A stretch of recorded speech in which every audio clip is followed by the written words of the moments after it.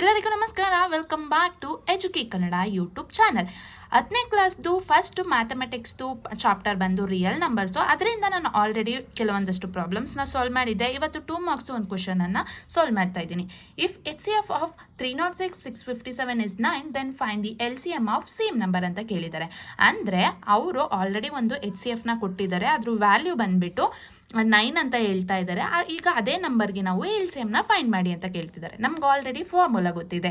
ಏನಪ್ಪ ಅಂತಂದರೆ LCM into HCF is equal to A into B.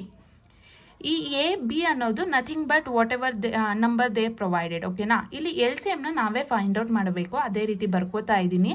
Is equal to A ಅಂದರೆ ನಮಗೆ ಇಲ್ಲಿ 306 ಇಂಟು B ಅಂದರೆ 657 ಅಂತ ತೊಗೊಳ್ತಾ ಇದ್ದೀನಿ. Divided by HCF.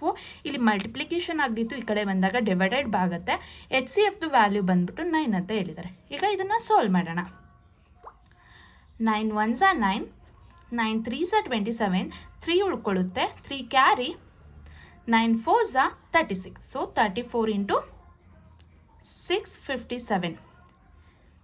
ಸೊ 2 2 3 3 8 ಬರುತ್ತೆ. ಇವೆರಡನ್ನು ಮಲ್ಟಿಪ್ಲಿಕೇಶನ್ ಮಾಡಿದಾಗ ಅವರು ಕೇಳಿರೋದು LCM ವ್ಯಾಲ್ಯೂ, ಅದನ್ನು ನೀವು ಫೈಂಡ್ ಔಟ್ ಮಾಡಿದ್ರಿ. ಸೊ ಇಲ್ಲಿ ಯಾಕಪ್ಪ ಇದನ್ನು 2 ಮಾರ್ಕ್ಸ್ಗೆ ಕೇಳಿದ್ದಾರೆ ಅಂದರೆ, ನೀವು ನಂಬರ್ನ ನೋಡ್ಬೋದು. ಇಲ್ಲಿ ಅವ್ರು ಕೊಟ್ಟಿರುವಂಥ ನಂಬರು ತುಂಬ ಲಾರ್ಜ್ ಇದೆ. ಅದೇ ರೀತಿ ನೀವು ಫಾರ್ಮುಲಾನ ಬರೀಬೇಕು, ಮತ್ತು ನೀಟಾಗಿ ಸಬ್ಸ್ಟಿಟ್ಯೂಟ್ ಮಾಡಬೇಕು, ಮತ್ತು ಕೊನೆಯಲ್ಲಿ ಏನು ಆನ್ಸರ್ ಬರುತ್ತೆ ಅದನ್ನು ನೀಟಾಗಿ ರೆಪ್ರೆಸೆಂಟ್ ಮಾಡಬೇಕು. ಸೊ ಇದೆಲ್ಲ ಮಾಡೋದ್ರಿಂದ ಅವರು ಇದಕ್ಕೆ 2 ಮಾರ್ಕ್ಸ್ ಅಂತ ಹೇಳಿ ಕೊಡ್ತಾರೆ.